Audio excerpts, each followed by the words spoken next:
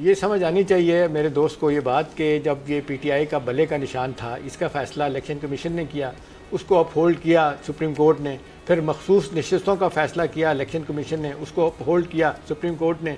उसके बाद आपने देखा कि यही जो भले का निशान था और मखसूस नशिस्तों का ख़ास तौर पे जो था वो single bench Peshawar high court ने इनके हक़ में पीटीआई के किया, फिर लार्जर बेंच ने उनके ख़िलाफ़ फ़ैसला किया।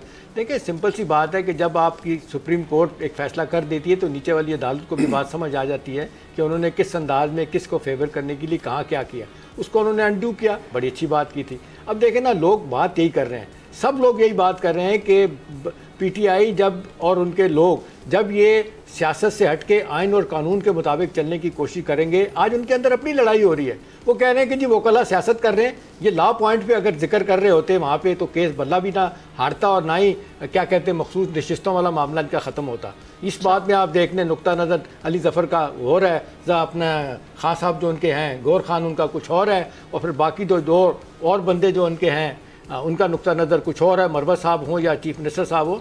तो मेरा ख्याल है सारे मसले में देखने वाली बात है कि बहुत अच्छा किया। हम कब कहते हैं जो फैसला सराहने वाला है, ठीक किया, उनको पता था और वो नहीं दे रहे थे मखसूस रिश्तों के वाले से, वो हल्फ नहीं उठाने दे रहे थे वहाँ पे केपी में, तो उनका फैसला था जो उठाने की इजाज़त दी जाए। लेकिन मुझे लगता है आगे चल के और इस तरह की मुश्किलात होंगी। उसकी बुनियादी वजह आमना ये है कि जब आइन और कानून से हट के सिर्फ आप नारेबाजी की सियासत करेंगे और सिर्फ आप तसादम की बात करेंगे, आप इस जोर पर बात करेंगे जी हमें तो 3 करोड़ वोट मिले थे, 180 नशिस्तें हमें बनती हैं, हमें दें।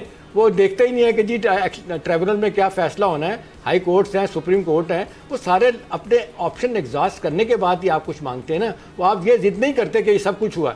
फिर लोग कहते हैं ना 2018 का इलेक्शन जब आप हुआ था, बेशुमार लोग आज तक आपको सिलेक्टेड कहते नहीं रहते, बिलावल भी और सारे लोगों ने कहा नहीं मानते, आरटीएस बैठा था उस वक्त, वो मकबूल सिद्दीकी साहब कहते हैं भाई उस वक्त तो तुम जीत गए थे बड़ी अच्छी तरह से, और 2024 में तुम हारे हो, जिस तरह 2018 में जीते थे 2024 में आप वैसे ही जीत गए। तो मेरा ख्याल है बहुत सारी चीज़ें हैं, इतना आसान नहीं है, आइसोलेशन में हम चीज़ों को नहीं देख सकते। जी चले ठीक है। एक जुम्ला मैं एहतशाम पर बैठ करना चाह रहा था। अगर आप कहते हैं 2018, 2013, 2023, ठीक है ना जी, मुझे ये बताइएगा कि ये लोग जीतते कैसे हैं, वो आपको भी पता है और इनको भी पता है, तो फिर हम मतलब बहस किस बात पे करें? अगर ये तमाम लोग पपेट्स हैं और पपेट्स के तौर पे यूज हो रहे हैं तो फिर तो डिस्कशन ही ना रही। ये तो सिर्फ इक़्तिदार की खातिर सब कुछ कर रहे हैं, चाहे वो थे या ये थे जो आने वाले होंगे। बिल्कुल आपकी बात से मैं एग्री करता हूँ। सब्सक्राइब करें और बेल दबाएं ताकि कोई खबर रह न जाए।